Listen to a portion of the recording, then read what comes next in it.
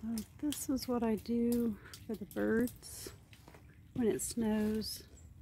My mom always did this, so a bird just flew off of that one. But you just take peanut butter and smear it all over a pine cone, tie a string to it, roll it in birdseed, and they love it. And you know, when it snows, they can't get to the ground or to food,